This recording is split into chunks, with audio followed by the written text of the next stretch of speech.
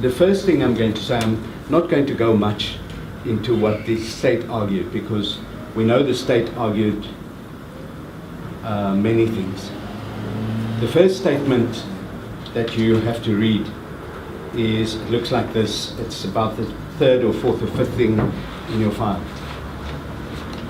It's the statement, opening statement of Bram Fischer. Does anybody remember who he was from the last class? He was the lawyer. He was the lawyer. There's at least one person who remembers. He was the lawyer whose wife died in the car crash. The first thing that Bram Fischer said, now you must remember Bram Fischer was the leader of the Communist Party. He was an advocate who was political. And the first thing Bram Fischer said, that accused number 1 to 7, that's from Mandela right through, except Kanto, Mlangeni and Motsoaledi, were members of the National High Command of MK. So what he's saying is that Mhlaba and others were all part of the High Command of MK. And the High Command of MK was the leading body. It's like the Executive Council or the National Council of MK. Right? So in saying that, the first thing they're doing is they're admitting that they're guilty of sabotage. They don't deny it. They say, yes, we were leaders of MK, from Mandela through to accused number 7. Right? Now, the second thing he says is that some were members, but others were not members.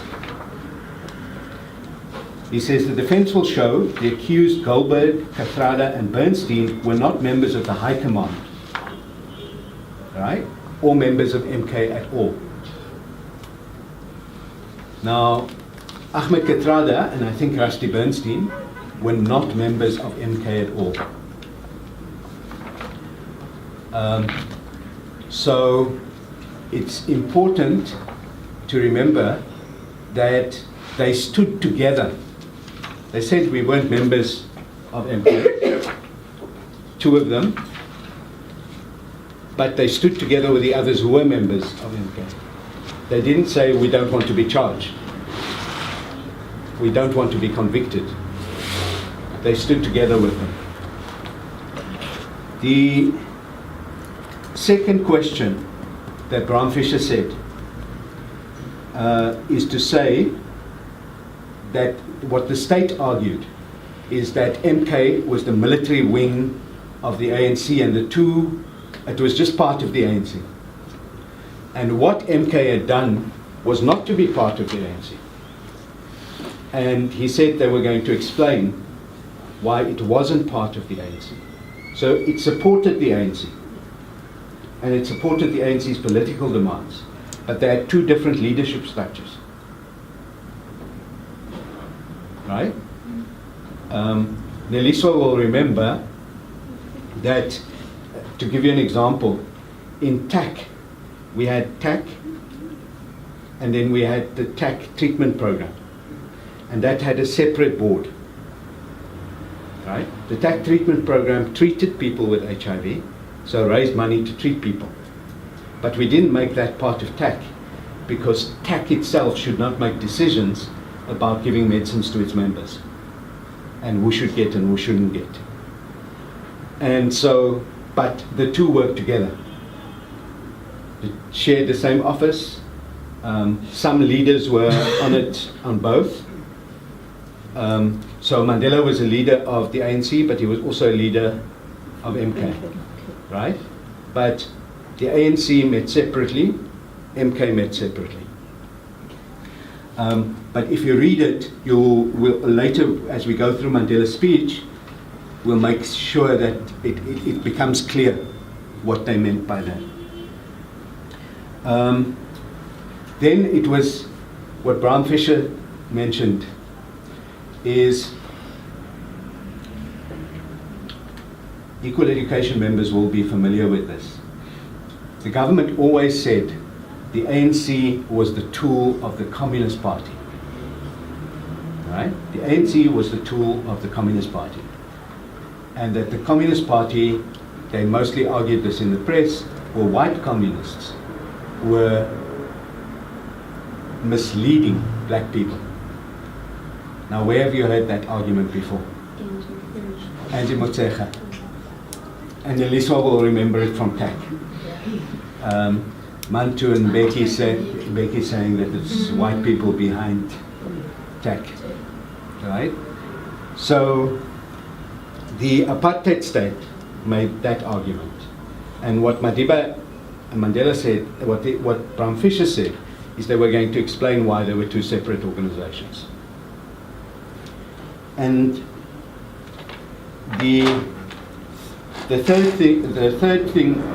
fourth thing he was going to argue was that the ANC had not decided, or MK and the ANC had not decided that there should be a guerrilla war.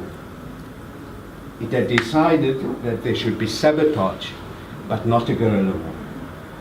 Because a guerrilla war means you take up guns and you go around shooting, right? Sabotage means, and that's what the ANC decided, is that they were going to take bombs and place it in places where there's no loss of life. So they'll put it in a pass law office. They'll put it at a police station. They'll put it at a post office. And they'll put it on the railways, the bombs, because they didn't want people to lose their lives. So they would put it in a pass office at night, and it would blow up the pass office. So whereas a guerrilla war means there's two armies, and you go and you shoot, right? And the ANC had not decided to start a guerrilla war, but it was worried that the sabotage was not going to work, and it started preparing for a guerrilla war. So it hadn't decided that it wanted one, and it was going towards one. It said if sabotage didn't work, then we are going to. Now, the ANC had also always had a tradition of non-violence, and that decision to go to sabotage was not made because they wanted to be violent, but because they've been forced to do so.